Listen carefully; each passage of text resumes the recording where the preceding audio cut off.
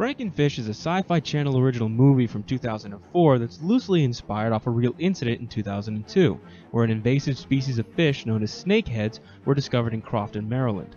Sci-Fi also produced a second film with the same inspiration called Snakehead Terror the same year. As an interesting side note, the director of Frankenfish, Mark DePay, also directed the 1997 comic book to film adaptation of Spawn.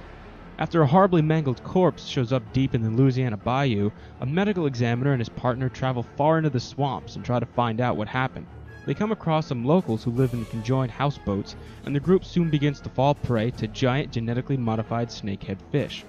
Really, this is about as run-of-the-mill of a plot as one can conceive for a movie like this, but frankly, it works well enough and doesn't become overly complicated. It's pure, standard monster movie stuff. The film also benefits from an hour and 20-minute runtime that, coupled with decent pacing throughout, keeps things short and sweet. The effects in the film are actually pretty good considering it's a low-budget sci-fi venture. I greatly enjoyed the practical effects used for severed limbs, decapitations, and all other manner of maimings brought about by killer fish. They show off well on camera and display some good old-fashioned gore that's always nice to see.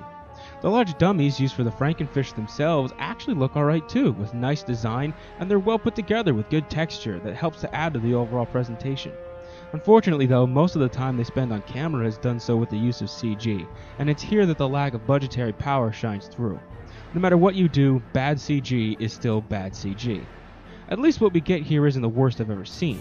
It definitely looks dated by modern standards, but it's not as reprehensible as other sci-fi productions. I also thought that the acting fell on a pleasant note as well. It's bad for sure, but not aggravating in its presence. Each character is shallow and played off for face value, which is fine. Deep character development isn't something you look for in a movie called Frankenfish. But the actors always seem to find this wonderful chuckle-inducing flat delivery of their dialogue that I got a kick out of. The acting isn't bad enough to be so bad it's good, nor is it good enough to actually be good. It falls somewhere in the middle, but nevertheless manages to be entertaining. To be honest, I had pretty low expectations coming into this movie. The combination of its director and Sci-Fi's knack for making some of the most ridiculous B-movies of all time made me think that I was in for some grade A garbage. But to my surprise, I found Frankenfish a pretty easy pill to swallow. It's garbage, definitely, but not the type of garbage that leaves a bad smell around long after it's gone. It's a fairly decent watch, if for nothing else other than the fun death scenes and good practical effects. It's a fine and harmless monster movie. Well, it's sure as hell a lot better than Spawn anyway.